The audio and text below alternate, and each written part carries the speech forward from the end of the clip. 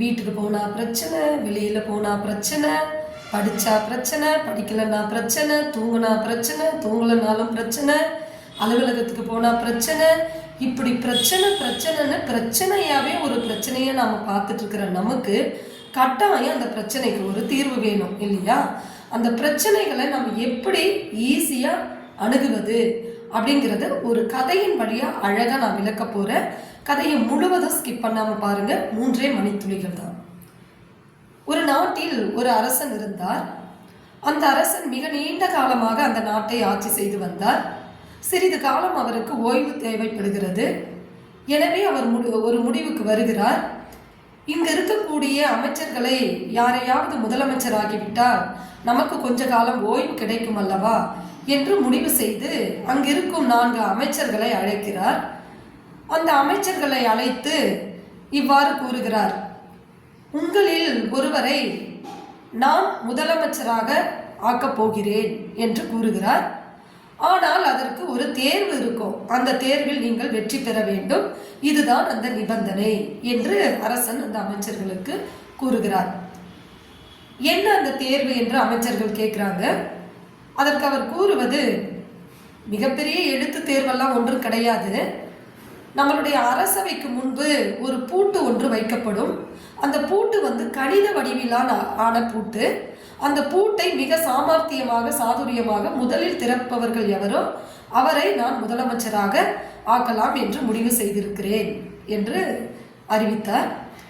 உடனே இந்த 4 அமைச்சர்களில் 3 அமைச்சர் இவ்வளவுதானா, அப்போ அந்த பூட்டு திறக்கிறதுக்கு என்ன வழிமுறைன்னு சொல்லி நம்ம முடிவு செய்து தேடிட்டு வந்துட்டா போச்சு அப்படின்னு சொல்லிட்டு 3 பேருமே என்ன பண்ணுறாங்க, கணித புத்தகங்களை தேட ஆரம்பிக்கிறாங்க. தேடி தேடி படிக்க ஆரம்பிக்கிறாங்க. அதற்கான ஃபார்முலா எங்கேயாவது இருக்கா அப்படின்னு சொல்லிட்டு தேடுறாங்க. அந்த 4 அமைச்சர்களில் 3 பேரும் இப்படி தேட, ஒரே ஒரு அமைச்சர் 4வது அமைச்சராக இருக்கிறார் இல்லையா, அவர் என்ன பண்ணுறாரு அப்படின்னா, இந்த நிபந்தனையை கேட்டுக்கொண்டு அன்று இரவு முழுவதுமாக நல்ல ஓய்வெடுத்து நல்ல தூக்கத்தை தூங்கிட்டு பிறகு ரெஃப்ரெஷ் மைண்டோட புத்துணர்வோட அந்த போட்டிக்கு அடுத்த நாள் அரசவைக்கு வருகிறார். போட்டி சிறிது நேரத்தில் ஆரம்பமாக போகிறது. உடனே பூட்டு அவைக்கு வந்து விட்டது. அந்த பூட்டை பார்த்த கனப்பொழுதிலேயே 4 அமைச்சர்களில் அந்த முதல் 3 அமைச்சர்கள் இருக்கிறாங்க இல்லையா, அவங்க ரொம்ப வேகமாக தான் கையில் இருக்கக்கூடிய புத்தகங்களையும் ஓலைச்சுவடிகளையும் புரட்ட ஆரம்பிக்கிறாங்க.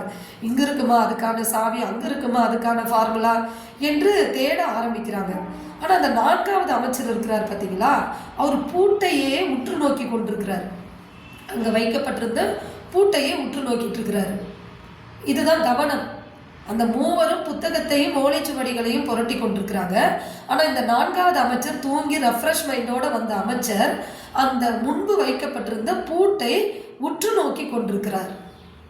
பிறகு என்ன, அந்த 3 போய் போட்டியில் முறையாக ஒவ்வொருவராக கலந்து கொள்கிறார்கள். போயிட்டு அவங்களால பூட்டை முன்னாடியும் பின்னாடியும் திருப்பி பார்க்குறாங்க. அது திறப்பதற்கான அவர்களுக்கு வழிமுறை தெரியவில்லை. திரும்பி வந்து விடுகிறார்கள். 4வது அமைச்சர்னு சொன்னோம் இல்லையா, புத்துணர்வோடு வந்திருக்கக்கூடிய ரெஃப்ரெஷ் மைண்டோட, அவர் என்ன பண்ணுறாரு, அந்த பூட்டை போய் சுற்றிலும் ஒரு முறை பார்க்கிறார்.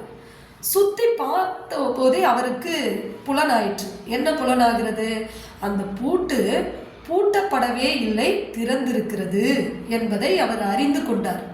பிறகு என்ன, மிக சாதுரியமாக அந்த திறந்த பூட்டை திறப்பது சிரமமா என்ன, ரொம்ப அழகாக நேர்த்தியாக அந்த பூட்டை திறந்து விட்டார். அரசனும் அவரை முதலமைச்சர் ஆக்கிவிட்டார். இது கதை. இப்படியாக அந்த கதை நிறைவு பெறுகிறது. இந்த கதையில் இருந்து நாம் கூறக்கூடிய கருத்து என்ன, நமக்கு புரியக்கூடிய கருத்து என்ன, ஒரு பிரச்சனை இருக்கிறது என்று சொன்னால் அந்த பிரச்சனையை விட்டு வெளியில் நாம் தேடிக்கொண்டிருக்க கூடாது. முதல்ல பிரச்சனை என்ன என்பதை நாம் அலசி ஆராய வேண்டும். அதை தான் இந்த 4 பேரில் 3 பேர் ஒரு மாதிரியாகவும் 4வது அமைச்சர் ஒரு மாதிரியாகவும் அந்த போட்டியை கையில் எடுத்தாங்க. முதல் 3 பேரும் பூட்டை பார்க்கல, வெளியில தான் புத்தகங்களையும் ஓலைச்சுவடிகளையும் இங்கே இருக்குமா அங்கே இருக்குமா அப்படிங்கிற பதற்றத்தோடு தேட ஆரம்பித்தாங்க. ஆனால் 4வதவர் நல்லா ஆழ்ந்த நித்திரைக்கு போயிட்டு உறங்கிவிட்டு பிறகு புத்துணர்வு மைண்டோட ரெஃப்ரெஷ் மைண்டோட வந்ததுனால, அதே போல் அந்த பிரச்சனை என்ன, நமக்கு போட்டி என்ன, பூட்டு தானே போட்டி, அந்த பூட்டை போய் உற்று நோக்குறார். அப்படி உற்று நோக்கியதால அவருக்கு என்ன தெரியுது, அது பூட்டப்படவே இல்லை அப்படிங்கிற காரணம் தெரிய வருது. அதனால் ரொம்ப அழகாக அதை நேர்த்தியாக திறந்து விட்டு முதலமைச்சர் ஆயிட்டார்.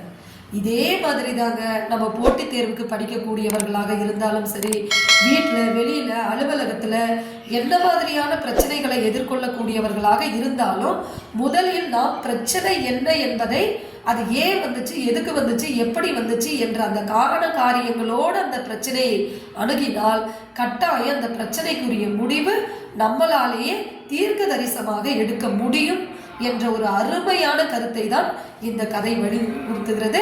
என்ன நண்பர்களே, இந்த கதை உங்களுக்கு ரொம்ப பயனுள்ளதாக இருக்கும்னு நினைக்கிறேன்.